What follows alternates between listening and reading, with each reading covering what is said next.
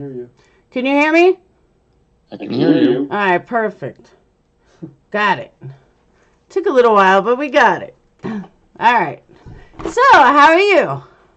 I'm okay. That's good. So I'm really glad you decided to come. A lot of people are very interested in your case, thanks to Brendan Dassey's case, and with Making a Murder. I know you're familiar with it. Tell me. I mean, I could give you a whole intro, but tell me your story. Like, I know your story, obviously, but tell me in your words how it started, like background, everything. We don't have enough time for that. Give me a shortened version. All right, so I'll do the intro. Are you recording now? Yes. Okay. That you were falsely accused on September 7th of 1988 for killing your parents or executing your parents, which you admitted to a crime that you did not do. You knew from day one that it was your father's business partner. We all knew it was your father's business partner, and somehow you got roped into confessing to this because of the police lies, saying that, your father told you that you did it when you didn't do it, saying that your father, woke up from a coma and said you did it when you didn't do it, and just told you a whole bunch of lies. So is that about... To a certain degree, it's accurate, but the one thing everyone needs to know is that law enforcement had the ability to electronically record the interview interrogation. They chose not to. So what was determined or deemed to be a confession was nothing in my handwriting. There was no video, there was no audio, and that's because law enforcement chose not to. What was presented was a 3.5-page statement that was handwritten in Detective McCready's handwriting. It wasn't signed by me. It wasn't initialed by me. And as people need to know is that when law enforcement has the ability to electronically record individual interrogations and they choose not to, what to me that really tells is it's a clear message to everybody that they don't want the truth to be known. And if you got nothing to hide, record it. It's really the bottom line. Because what ends up happening is when you record the individual interrogations, it protects all parties. It doesn't become a he said, she said, it doesn't become one-sided. We have literally the most accurate evidence of what took place. How did you feel that they were pinning it on you from day one? It's shocking. I mean, when you know in your heart and you know factually who did it, and your family's saying it and your friends are saying it and nobody is listening. And I think what people need to understand is you really have to go back to 1988 and understand what Jerry Stuerman did. Jerry Stuerman was, by witnesses' own account, the last person there. He faked his death. He changed his appearance. He told his family to be swimming with a fish. He cleaned out a drink bank account. He fled from New York to New Jersey. I remember that. 5 different aliases. Not many innocent people have one alias. He had 5 aliases. He fled from New Jersey to California. He changed his hair weave. He was found hiding in a psychiatric retreat. An average individual would take all of those factors and say, clearly he's a suspect. Clearly he has to be considered a suspect, especially when you add in the fact that his son was a drug dealer who used enforcers when Jerry himself had hired Hells Angels bikers to commit violent acts. I remember that. I vaguely remember that now that you're saying it. But I remember because we used to hang out at the bowling alley all the time in Strathmore, and I vaguely remember that. It's funny that you said that because that just popped up memories. I mean, when you take all of those factors into play, how could you not, a rational individual, how could he not be considered a suspect? Tragically, in my case, he wasn't. They considered him a witness of some sort. But even as a teenager, I remember everybody saying it was his dad's business partner. Why didn't the cops ever? I mean, if we were like, what, 17 when you were arrested and then 19, 20, I mean, I left after 9/11, but, 17, 18, 19, the rumor mill all over Belterre Country Club, like, oh, it was definitely the business partner. So why didn't anyone do anything? Probably because at that point, I don't know what you're talking about, but at some point, if you're talking about after I was convicted. It was the 90s. It had to be the 90s. You have to understand, Tom Spota became a district attorney. Tom Spota, when he was in private practice, had represented K. James McCready, who was the lead detective in my case. Okay. His law firm had also represented Todd Stewerman, and that was Jerry Stewerman. Mm-hmm. So if you think about how could the lead prosecutor investigate his former clients, he couldn't, and he wouldn't. Even when we started to present new evidence, we asked for a special prosecutor, and we argued that how could Spota be fair? Mm-hmm. I mean, how could, what was interesting about it was he denied it. The judge denied a special prosecutor. And what was even crazier was that Spota had appointed Walter Walkenthien, who was the only investigator in the office at that time that had a prior relationship with McCready. So every step of the way, there was this corrupt level of corruption, collusion, misconduct that people don't want to acknowledge or don't even want to discuss because it shakes our faith in the system. I think that's been shaken recently over the last, I would say, 10 years, pretty much in every department, between all the racism with the cops or supposed racism and so on and so forth. When I did my master's in criminal justice, one thing that I've always felt, and I get feedback, positive, negative, is that a lot of the problem in the system is public defenders. Not that rich people don't go to jail, or not that, hired attorneys don't go to jail, but so many public defenders are against clients. And as soon as cops hear they're going to have a public defender, now all of a sudden they're shooting for these false confessions and everything else.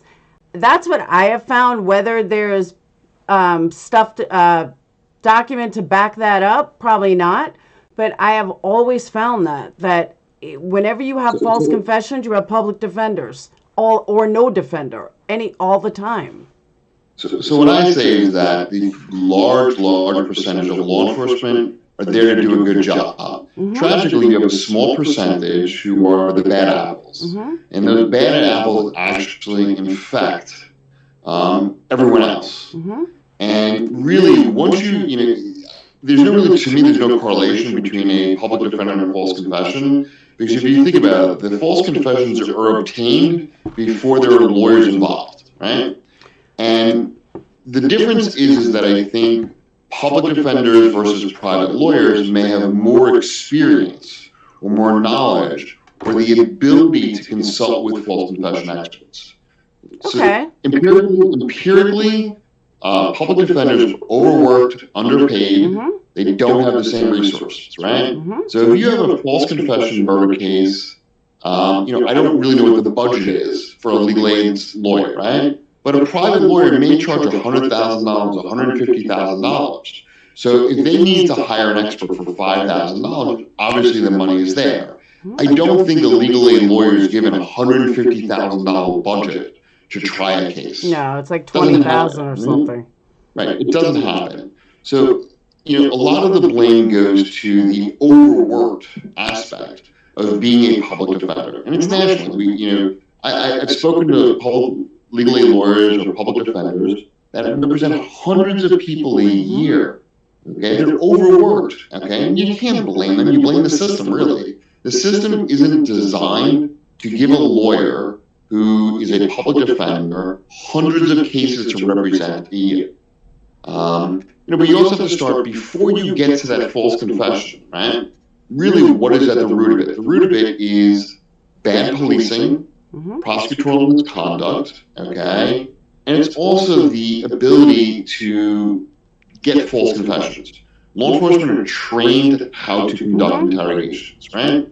That's why it's so important to electronically record interviews and interrogations. We're not talking about after law enforcement has conducted, 6 hours of an interview or 6 hours of an interrogation, they finally say, okay, we've got a confession, let's put the recording device on.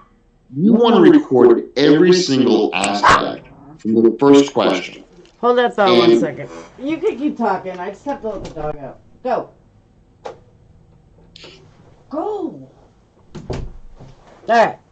Go on. Sorry about that. How we know the benefit of recording is we can look at Jim Trainum. Jim Trainum was a DC homicide detective who had a video recorded one of his own interrogations. He was a good cop. He went back and re-watched that interview, an interrogation, and he saw that he elicited a false confession. He didn't do it knowingly, but because the interrogation was recorded, everyone got to see exactly what happened. And what had happened was that inadvertently he was mentioning facts that only he knew. And all of a sudden, the young woman was adopting those facts. That is why I say the recording of interviews and interrogations is so important. But even when they're recorded, again, I go back to look at Brendan Dassey. That was recorded. That was, looking at it blindly, the first time I ever saw it, I thought of you, honestly, because I'm like, he's 16, Martin was 17. People don't realize, and I've said this over and over, whether you have a high IQ and you were a spoiled rich kid or you're a scum of the lowlife, when you have cops in your face yelling at you or being nice to you, it's very easy to say, I did it. Just to shut them up, and you want to leave and you want to get them out. I don't think people realize how easy it is to say, I did it. For someone not experienced in the law. Someone experienced in the law, I didn't do it. I didn't do nothing. We've seen Brendan Dassey for making a murder. But I tell another great case to look at is Michael Crow.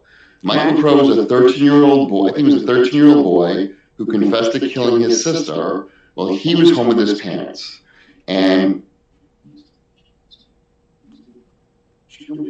hold on 1 second. Wait, hold on 1 second. Dr. Brooks. Oh, okay. No, I'm at a doctor's office. I told you my schedule.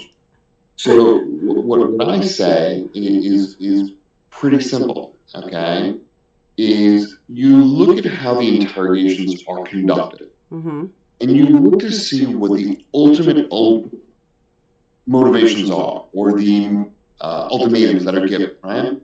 In the Michael Crow case, what they did was they said to Michael Crow, you're home alone with you, your sister, your parents.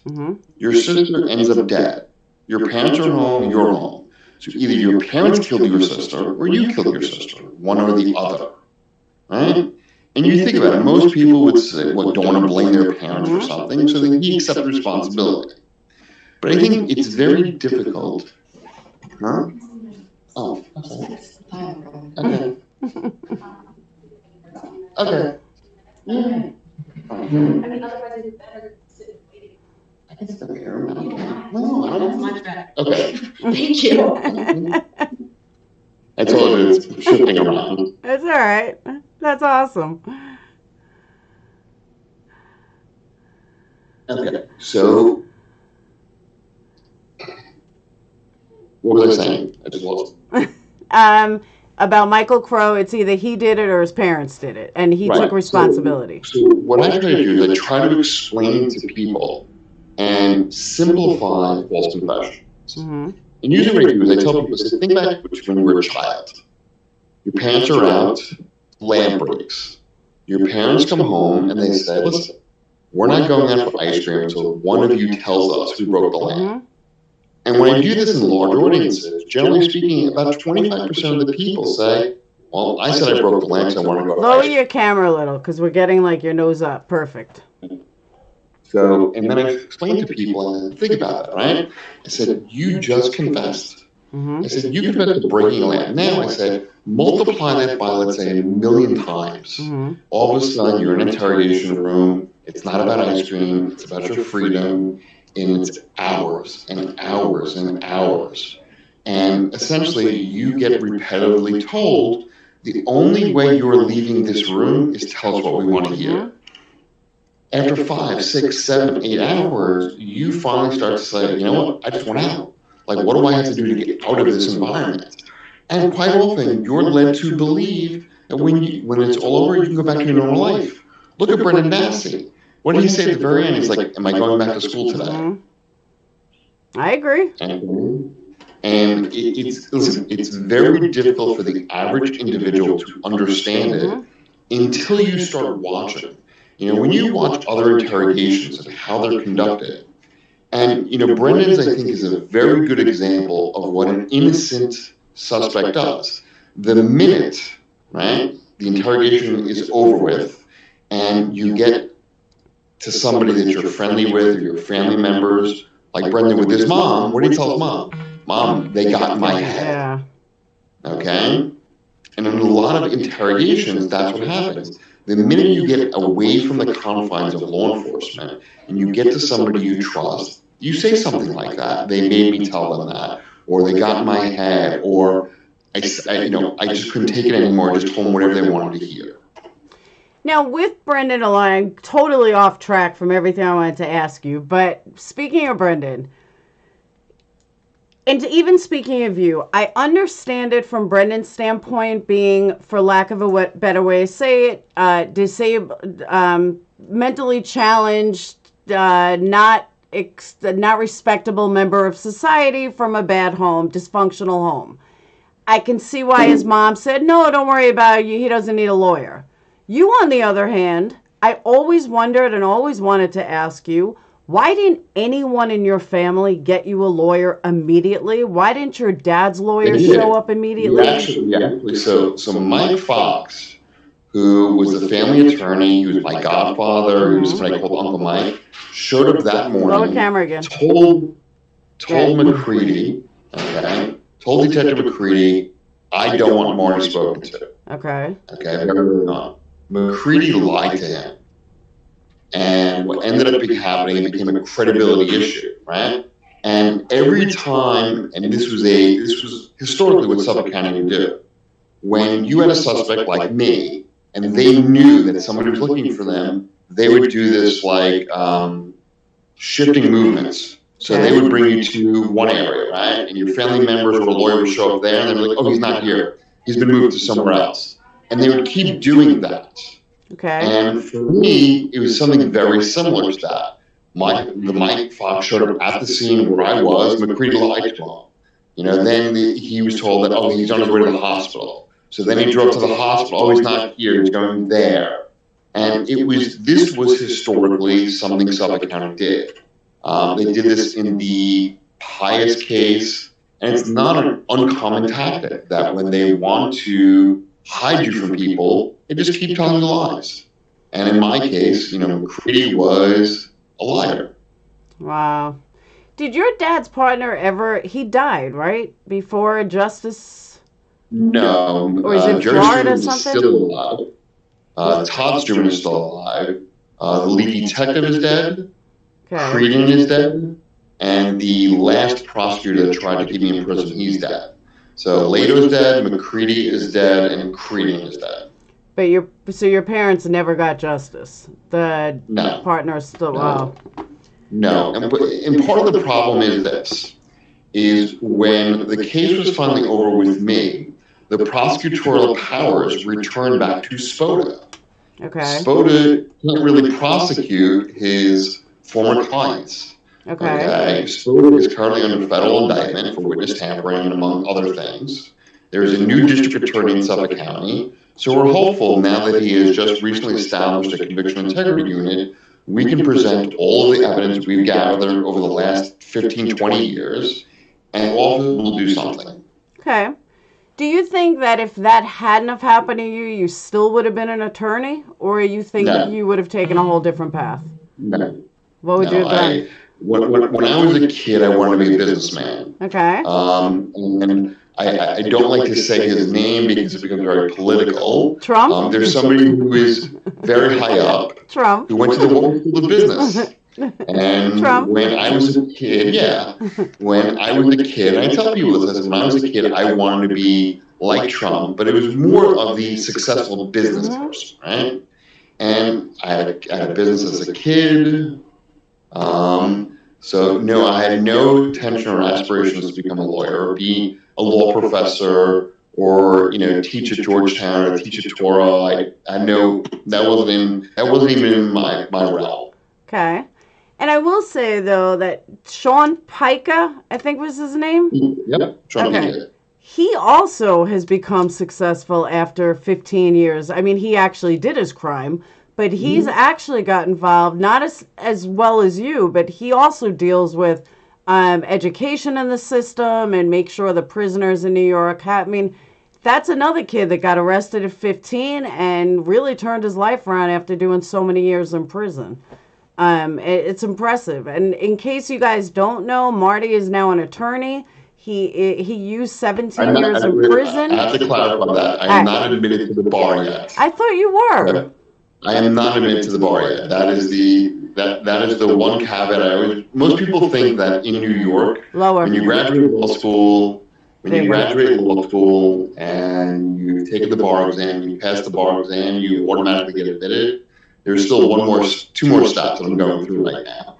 But I work at a law firm. I'm a professor at Torah Law School, and I'm also a professor at Georgetown University, and I teach an undergraduate class there. And that's where I found, which I did a video on him, Valentino Dixon. What an incredible story. Like, I did a whole video on him. His artwork. Knew because when I was a student at Torah Law School, we set up a wrongful conviction externship program, and I was actually working for Bruce Barkat, who's a lawyer on Long Island, and he was working on Valentino's case. And, we were there, and the students were there, and they kind of it wasn't going anywhere. But I made a connection with Valentino, and I told Valentino, I said that I will never give up on you, that hopefully one day down the road, circumstances will change. And when Mark Howard and I started teaching this class, decided to teach the class at Georgetown, Valentino's was one of the cases we picked for the students. We didn't pick the case, we picked 8 cases, and the students picked Valentino's case. And they were very successful with it. Yeah, they were. September 19th, he was freed after 27 years in prison. I did a video on it. I was shocked. Some of my subscribers bought his artwork as well through his website. I was absolutely shocked at how the whole thing came about, how it's just wild.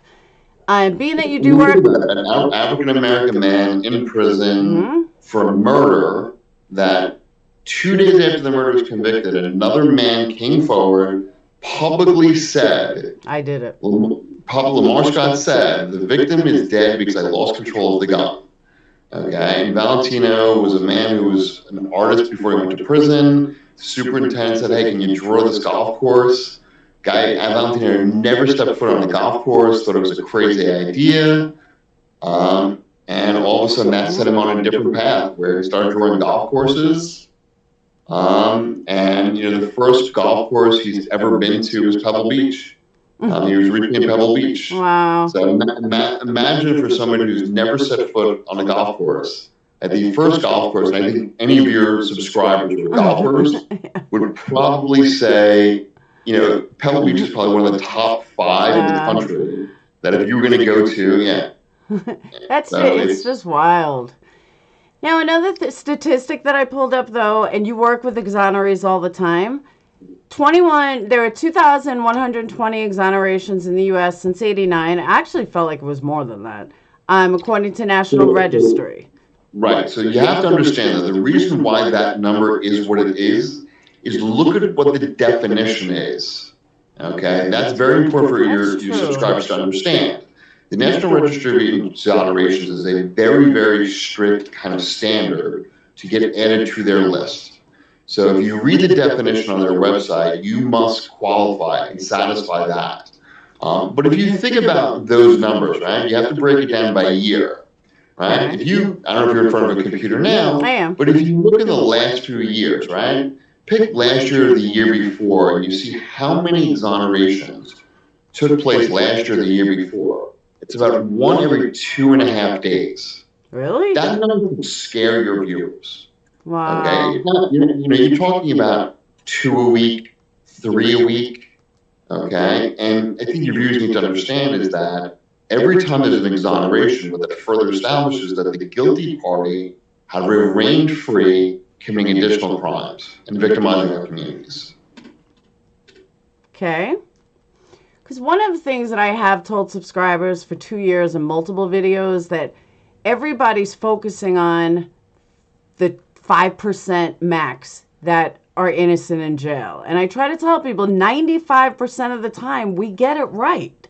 It's that 5% that sucks, but you can't hate an entire justice system because 95% of the time they get it right. It's just that 5%, up to 5%. But why are so many, I understand New York's a big place, but so is Texas.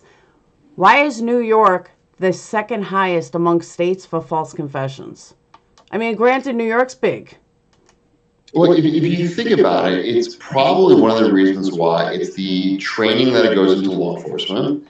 It's the fact that we haven't had the mandatory electronic recording of videos interrogations. I mean, in 1988, I think there was only one state in America where it was mandatory to record interrogations. I think that was Alaska. Wow. And you have to really understand, though, is that when there has been an introduction of electronic recording interviews and interrogations, I think the confession rate has gone down, or the proven accuracy of confession rates have gone down, because we're able to rewatch them and understand, was there a problem? Is it a false confession? Right? Okay. And you have to look to the way law enforcement, okay? McCready, in my case, said to Aaron Moriarty, he didn't record it because it inhibits an interrogator. Okay, and really, you have to understand really what that translates to. The reason why they don't want to record it is because somebody will rewatch it, and if they did something illegal, if they did something wrong, somebody's going to watch it. Okay, so it's not so much that it inhibits them, it's that people will get an opportunity to rewatch what they did. Okay. And my philosophy has always been, if you're doing nothing wrong, who cares who watches it? Yep. I agree. But even when you do something wrong, I go back to Dassey. The whole world saw those interrogations. And how the not the Supreme Court, how the 7th District Appeals Court, half agreed, half didn't agree. One of the main reasons they didn't agree was the law. That, according to the law, they did nothing wrong. When is that going to change? Because that needs to change. Because they did do stuff wrong. He was a 16-year-old kid. You were a 17-year-old kid.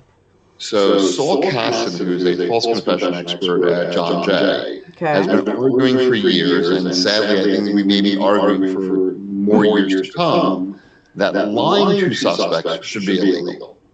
Especially to juvenile suspects. One of the problems is you look at the Brendan Dassey case, that the 7th Circuit had this split, and when they sought clarification or review from the Supreme Court, what did the Supreme Court do? They refused to take the case. Which I knew they would. I don't think anyone realistically thought they would take it. Well, what was troubling about that case is you look to see how many amicus briefs were submitted.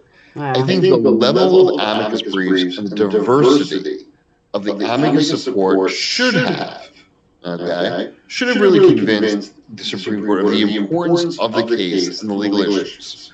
And to really dismiss it on whatever reason they dismissed it on, or refuse to consider hearing it, I think was just kind of too short. I think, quite often, you hear lawyers say, don't dismiss on a technicality, hear it on the merits. Right? Because a lot of times we want to hear things on the merits, right? Let's not focus on technicality so much. And in Brendan's case, I think it really was one of those cases where they should have heard it on the merits. Especially when you had such a diversity or split in the 7th Circuit. Do you think, I know personally that Lauren and Steve Drizin have spent well over $1 million in their time, efforts, everything, briefs. It's not over, but it kind of is over. Can they do anything else for him? Or now it's waiting on Arizona? Steve and Lauren and I actually spoke to my class yesterday. Oh, did they? They did. And that was one of the things that they concluded with. They said, as everyone in the class should know, in wrongful conviction cases, it's never over. Okay. There's always something more to be done, and they said that there is more to be done for Brendan Dassey. Awesome. And I've known Steve Drisman for a very long time, and I met Laura Nyrider many years ago, and I can assure you and your viewers that if Steve and Laura say it's not over, it ain't over. And I would imagine so, just because, I mean, it's kind of confusing because, okay, you get denied from the Supreme Court, you're done. You know, there's nowhere else to go. But I'm like, they have so many years invested and so many well over 1 million, maybe even 2 million by this point invested. They're not just going to walk away. They're going to find some angle. You know, well, you also think Kathleen Zellner, right? So most people kind of talk about Brenda, but you think Kathleen Zellner. She's the most successful private attorney in America as far as exonerations go. Her success, which will happen, I'm confident she will be successful. Okay. Most innocent lawyers or lawyers that take on these cases don't take the cases on the loose. Okay. Right? And it's not about money. It's not about resources. It's really about believing in your client and figuring out a way to pursue and present the evidence. And I think Kathleen is one of those lawyers that knows how to do it. And I mean, she's been successful, I think, 19 times. And when you've been successful that many times, you're not going to take on people. You want to win. And it's not really winning. What I say is more about proving justice. But can she get through a completely corrupt county? That's the problem. I don't doubt her ability. It's getting through the corruption of Manitowoc and what seemingly seems to be all of Wisconsin. If you heard what Walker just did with my phone's got 15% left, so I don't know how much longer it should be less long. So I revert back to something a lawyer once said, that a system can't function, as long as you incarcerate an innocent person. And I think eventually they came up against the wrong person, right? Okay. Anybody who knows Kathleen Zellner, I don't think she's anything that she's afraid of when it comes to pursuing justice. Okay. And I think the experts she's brought on board aren't afraid. She's made these public challenges about the most recent one was the brainwave polygraph type examination, which she hears a lot of crap for, that it's not scientific. My whole feeling was the guy's a Harvard professor. I'm sorry, but he's got some credibility. Well, what I say is, I used to have this litmus test when I was in prison, and I used to ask guys, "You're innocent?" They say, "Yes." I said, "Okay. Are you willing to do a DNA test? Are you willing to do a polygraph test? And are you willing to take any other type of forensic examination, whether it's admissible in court or not?" Okay. And the guys would go, yes, without any hesitation. Okay, let's talk. Right? And several of those guys are home now.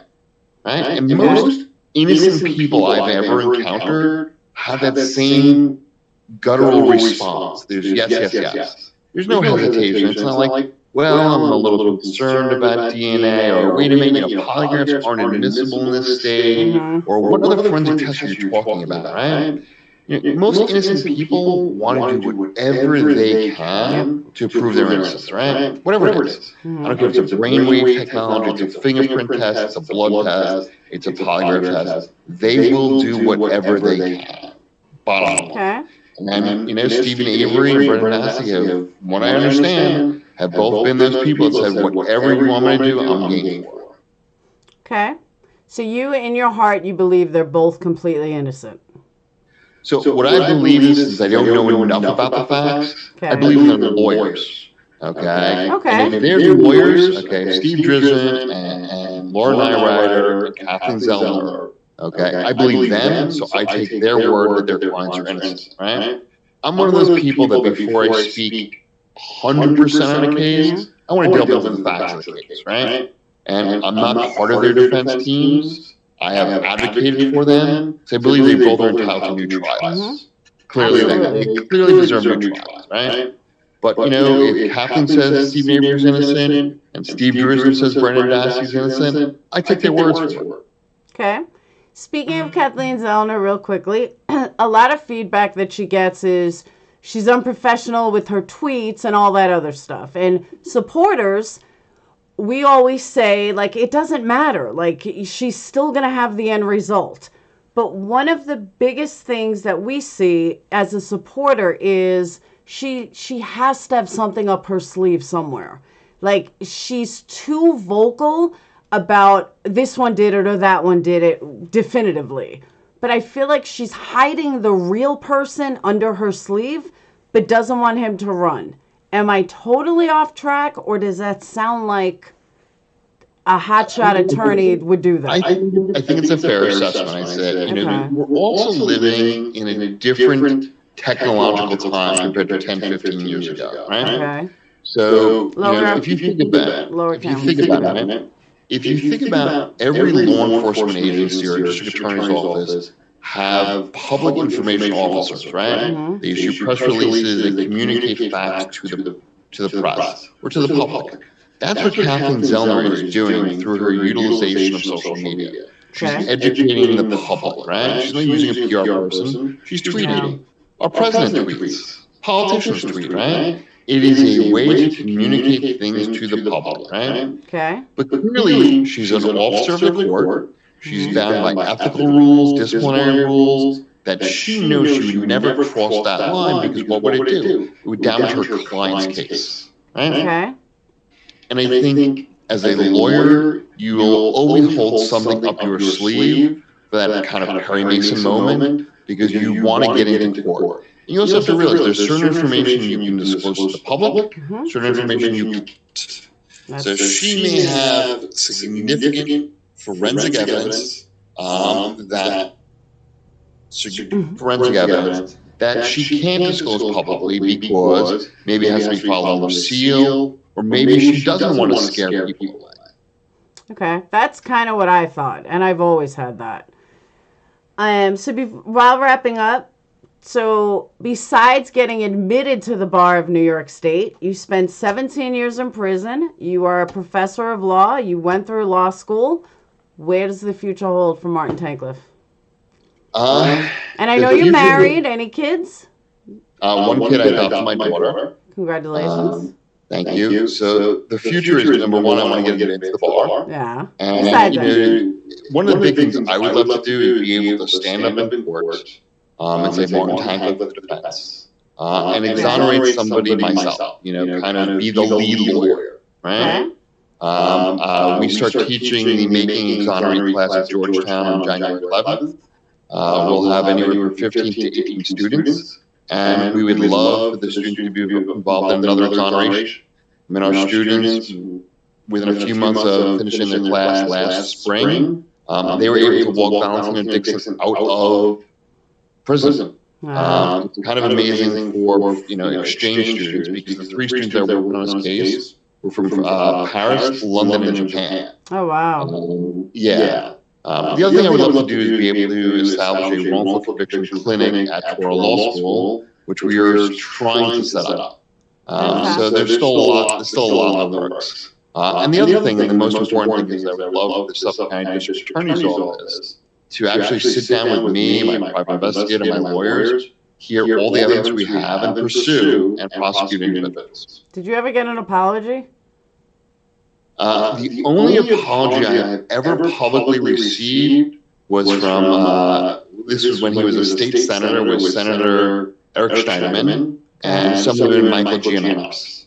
Those are the only two public officials that ever apologized.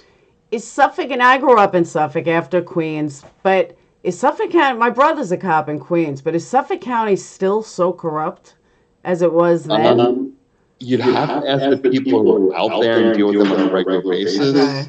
But I can tell you from speaking to a lot of people who are connected out there, they say not much has changed. And they're still the highest paid police force in the entire country. I was talking to a New York City cop the other day, and when I mentioned about Suffolk County cops, his response is, they're not real cops. So you can see how the attitude of other law enforcement agencies feel. Are you bitter towards what happened? I mean, you spent 17 years in prison. Are you bitter? So, I always tell people, I said, how could you not be bitter, right? It's very true. But I'm not going to focus on the bitterness. I'm not going to let it drive me. If I focused on the bitterness or the anger, where would I be in life? I'd be miserable. That's true. I wouldn't be trying to pay it forward. I wouldn't be going out to dinner and having a nice dinner somewhere. I wouldn't be married. I wouldn't have a daughter.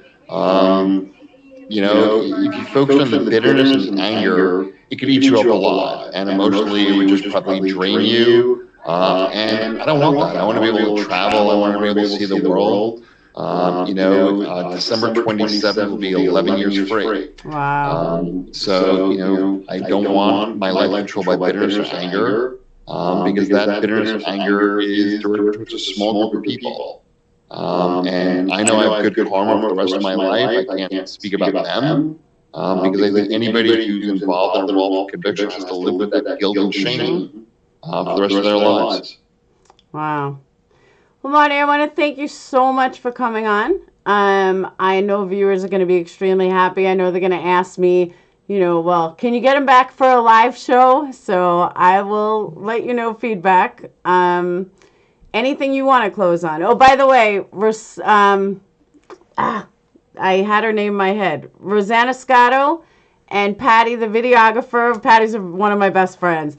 Told me to tell you they said hi. Patty told me to tell you her and Rosanna said hi. So I said, okay, I will do that. And Rosanna is one of my favorite people. That's what she said. That's what Patty one said. of the reporters, because there was a period of time she got involved, and people in higher authority tried to shut her down. Really? And it's a she can tell you about it. It's a sad story. But I've been on her show many times. I've been to a restaurant. I know her daughter well. I mean, her daughter works with Jason Flom, who's a founding board member of the Innocence Project. And their entire family are just generally great people. And Rosanna is one of the most amazing reporters, because when there is a wrongful conviction in New York, she's always open to having them come on her show. Because I think when an exoneree takes place, and Good Day New York can talk about it, it's a great place. Yeah, I agree. You just brought up some. I was in the music business throughout the 90s. I never knew Jason Flom was part of the Innocence Project. Granted, it was like two separate lives for me, but I had no idea that he was all about exonerees. When did he start that? 25 years ago. He's a founding board member of the Innocence Project. Crazy. He's on the board of Families Against Mandatory Minimums. Yep. He does all sorts of programs. And Jason and I have been friends for like 10 years now. I had no idea. I think I learned this like a year ago. I was like, Jason Flom. I was like, how does he connect the two? And everyone said, he's like a founding member of the Innocence Project. And I'm like, guess I just wasn't interested in criminal justice then, but I never knew. I was like, wow. Kind of his other life he does. It's like he jokes. He says, this is my side business. The music business is his number one thing. Trans-Siberian Orchestra, Matty Noise, founding Katy Perry, Black Veil Brides. Yeah, he's got a list under him. Did he help with West Memphis 3? Because they had a ton of musicians involved. No, but I know Lonnie Story did. Steve Braga did. Jay Salpeter did. So there was a lot of people that I know that were involved in that case. Okay. Anything you want to close on? No, but I would be more than happy to come back for a live show, maybe in the new year. And we can talk about some more stuff. Sounds good, Marty. Thank you so much. And I'm going to edit this little play your 911 call. I cannot even believe the 911 call. And I grew up in Suffolk County, and to hear what a blatant bitch she was, I was like, wow. Have you heard it recently? I have not. I've heard it enough, and everybody gets the same response, like, what a bitch she was. Like, she was just nasty. Horrible. She's like, you listen to me. I was like, wow. So, but I will send you a copy of the video. I mean, you can go to my channel, but I'll send you a copy. And if I don't speak to you, have a wonderful holiday. Happy Hanukkah. And Happy New Year. And I will speak to you next year. Okay, thanks. All right, thank you, Marty. Thank you. Bye-bye. Okay. I hope everything's okay at the doctor's office. Yeah. All right. I'll talk to you later. Bye-bye. Bye.